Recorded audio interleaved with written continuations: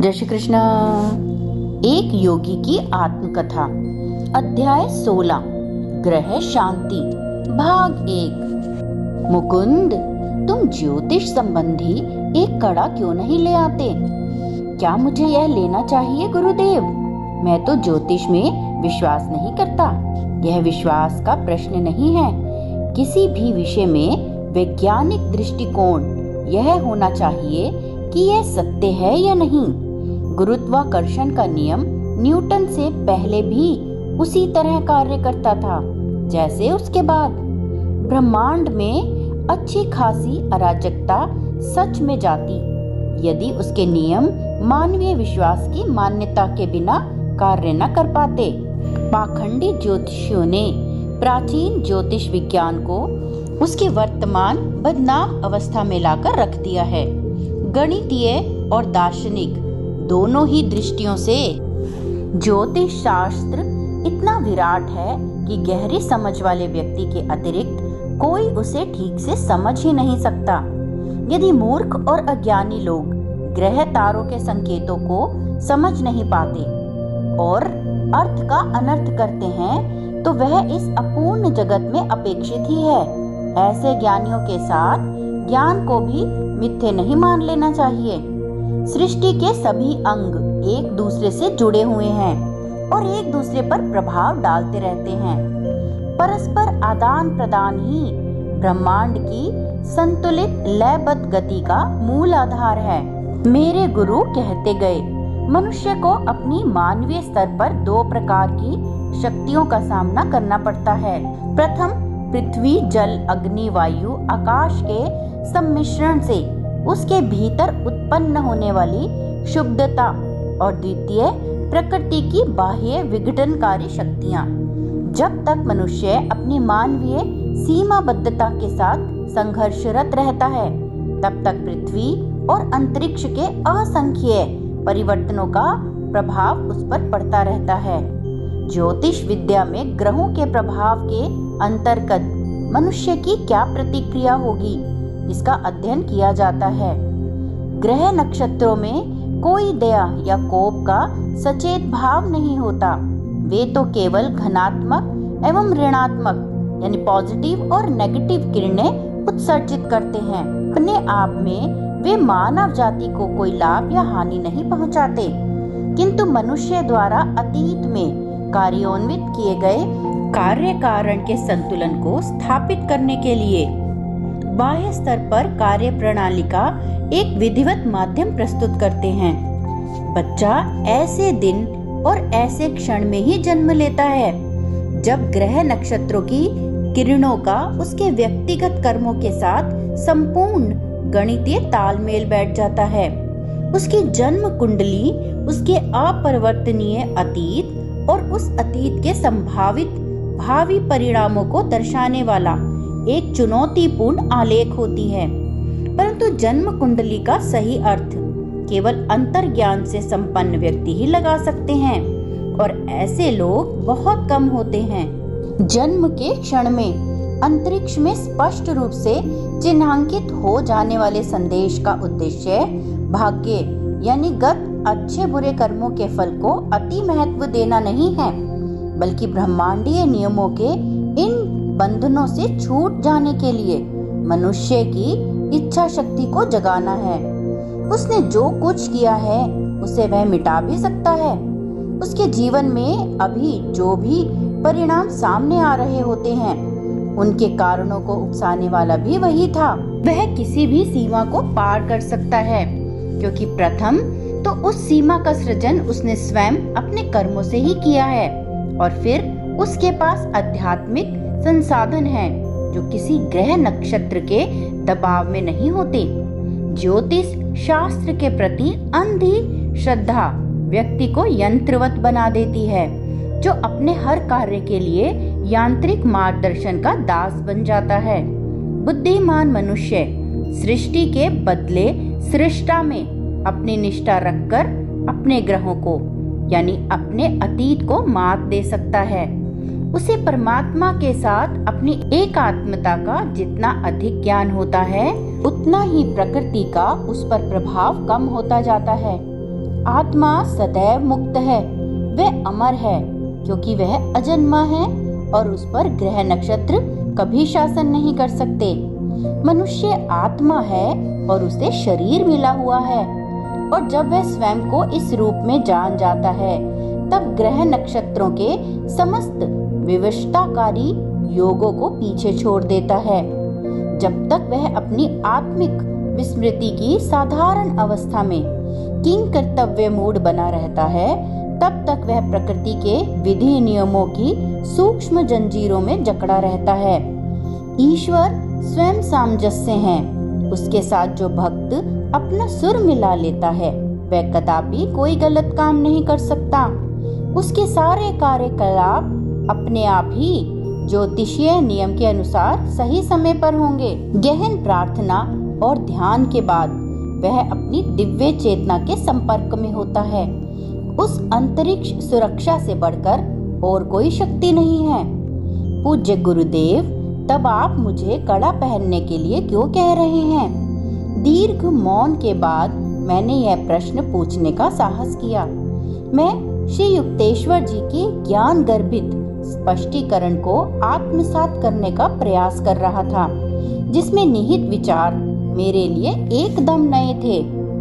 जब यात्री अपने गंतव्य स्थान पर पहुंच जाए, उस समय यदि वह नक्शे को फेंक देता है तब वह ठीक है। यात्रा के दौरान तो उसे जो भी सुविधाजनक छोटा रास्ता मिले वह ले लेना चाहिए। प्राचीन ऋषियों ने माया में मानव के निर्वास की अवधि को कम करने के अनेक तरीके ढूंढ निकाले। कर्म नियम में कुछ ऐसे भौतिक घटक हैं जिन्हें ज्ञान की उंगलियों से कुशलता पूर्वक इधर उधर करके अपने अनुकूल बनाया जा सकता है। मनुष्य के सारे सुख दुख कष्ट किसी न किसी प्रकार से प्रकृति के नियमों का उल्लंघन करने के कारण ही पैदा होते हैं। शास्त्र कहते हैं कि मनुष्य को प्रकृति के नियमों का पालन करना चाहिए, पर साथ ही ईश्वर की सर्वशक्तिमत्ता में भी उसे अविश्वास या संदेह नहीं होना चाहिए। उसे यह कहना चाहिए, हे प्रभु, आप में मेरा पूर्ण विश्वास है। मैं जानता हूँ कि आप मेरी सहायता करोगे, परंतु मैं भी अपनी ओर से अपने गत अनुचित कर्मों को नष्ट करने का पूरा प्रयास करूँगा।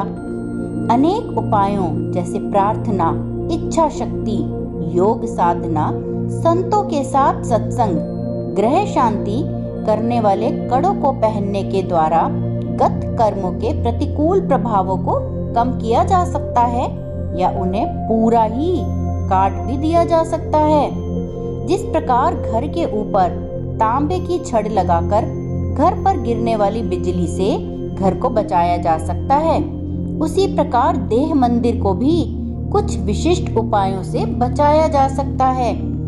विश्व में निरंतर विद्युत और चुंबकीय किरणों का संचार होता रहता है। ये किरणें मानव शरीर पर अच्छा या बुरा प्रभाव डालती हैं।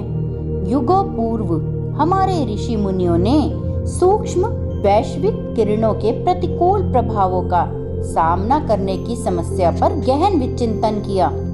तब उन्हें पता चला कि शुद्ध धातुएं एक ऐसे सूक्ष्म प्रकाश की किरणों का उत्सर्जन करती हैं जो ग्रहों के प्रतिकूल प्रभावों को निष्फल करने की प्रचंड शक्ति रखती हैं। जड़ी बूटियों के कई संयोग भी यह काम कर सकते हैं, परंतु इन सब में सबसे अधिक प्रभावशाली 2 रत्ती से अधिक वजन के दोष रहित रत्न हैं। ज्योतिष के व्यवहारिक रक्षात्मक उपयोगों के विषय में भारत के अलावा कहीं और बहुत ही कम अध्ययन हुआ है।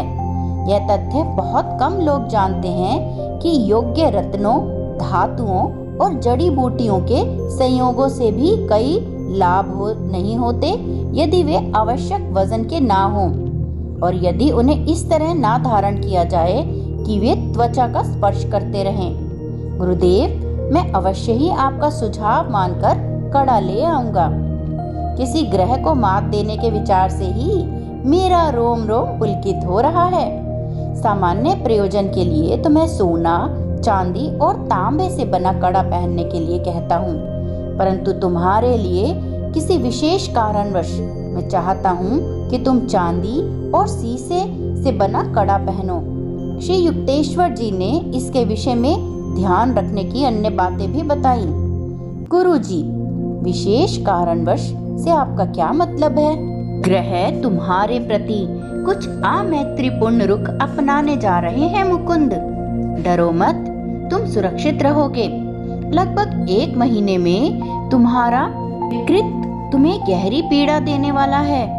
विधि लेख के अनुसार इस रोग को 6 महीने रहना है, परंतु ग्रह शांति का कड़ा पहनने से यह अवधि घटकर 24 दिन हो जाएगी। दूसरे ही दिन मैं एक जौहरी के पास जा पहुंचा और शीघ्र ही मेरा कड़ा बनकर तैयार हो गया। मेरा स्वास्थ्य अति उत्तम था। गुरुदेव की भविष्यवाणी मेरे दिमाग से भी निकल गई। वे काशी में कुछ दिन रहने के लिए श्री रामपुर से चले गए। हमारे उस वार्तालाप के 30 दिन बाद यकृत के आसपास मुझे अचानक पीड़ा होने लगी। उसके बाद के कुछ सप्ताह भयंकर यातना के दुस्वप्न की भांति गुजरे। गुरुदेव को इसके लिए कष्ट देने की मेरी इच्छा नहीं थी, अतः मैंने सोचा कि इस यातना को मैं स्वयं ही हिम्मत करके सहन कर लूंगा। परंतु 23 दिन की भयंकर यातना ने मेरे संकल्प को कमजोर कर दिया और काशी जाने के लिए मैं रेलगाड़ी पर सवार हो गया। महर्षि युक्तेश्वर जी अस्वाभाविक उत्साह और प्रेम के साथ मुझसे मिले, परंतु अकेले में अपनी पीड़ा उन्हें बताने का कोई अवसर उन्होंने मुझे नहीं दिया। उस दिन अनेक लोग उनके दर्शन मात्र के लिए वहां आए। रुग्ण और उपेक्षित अवस्था में मैं एक कोने में बैठा रहा। रात को भोजन के बाद ही सारे अतिथियों से छुट्टी मिली। तब मेरे गुरुदेव ने मुझे उस घर की अष्टकोणी बालकनी में बुलाया। तुम अवश्य अपनी यकृत पीड़ा के संबंध में यहाँ आए होगे। मेरी ओर न देखते हुए श्री युक्तेश्वर जी बालकनी में चहलकदमी कर रहे थे और यदा कदा चांद के और मेरे बीच आ जाते थे। मुझे देखने दो, तुम 24 दिन से बीमार हो, है ना? जी गुरुदेव, मैंने तुम्हें पेट का जो व्यायाम सिखाया है उसे करो। गुरुदेव, यदि आप जानते कि मुझे कितनी पीड़ा हो रही है तो मुझसे व्यायाम करने के लिए न कहते, किंतु फिर भी मैंने उनकी आज्ञा का पालन करने का क्षीण सा प्रयास किया। तुम कहते हो तुम्हें पीड़ा है, मैं कहता हूँ तुम्हें कोई पीड़ा नहीं है। ये परस्पर विरोधी बातें एक साथ सच कैसे हो सकती हैं?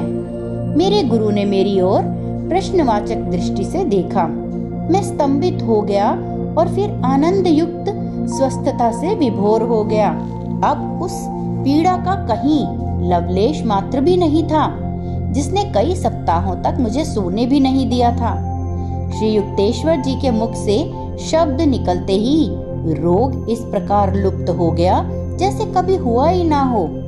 कृतज्ञता से भरकर मैं उनका चरण स्पर्श करने के लिए झुकने लगा, परंतु उन्होंने मुझे तुरंत रोक लिया। बचपना मत करो, खड़े हो जाओ और गंगा पर चमकते चांद के सौंदर्य का आनंद लो। किंतु जब मैं उनके साथ चुपचाप खड़ा था तब उनकी आंखें प्रसन्नता से चमक रही थी। उनके भाव से मैं समझ गया कि वे चाहते थे मैं इस बात को समझूं कि मुझे उन्होंने नहीं बल्कि भगवान ने स्वस्थ किया था।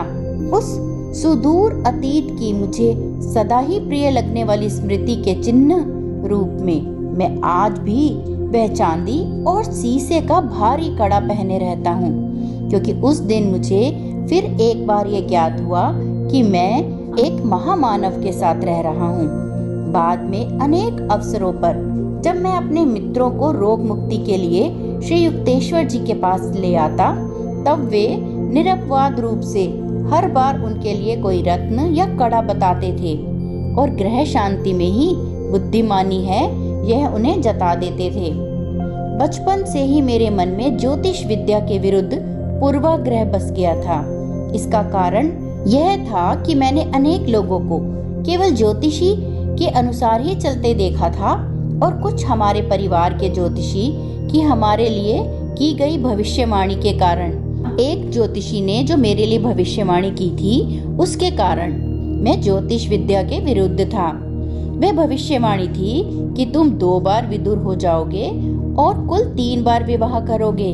मैं जब भी इस पर विचार करता तो मुझे ऐसा लगता मानो मैं 3 विवाहों के मंदिर के बाहर बलि देने के लिए बंधा बकरा हूँ। अब अच्छा यही है कि तुम अपने भाग्य के सामने समर्पण कर दो। मेरे भाई अनंत ने कहा था, तुम्हारी जन्म कुंडली के फल ज्योतिष में लिखी गई यह बात भी सही हो गई कि तुम बचपन में घर से भागकर हिमालय की ओर जाओगे, लेकिन जबरदस्ती वापस ले आए जाओगे। तुम्हारे विवाहों की भविष्यवाणी भी सच होकर ही रहेगी।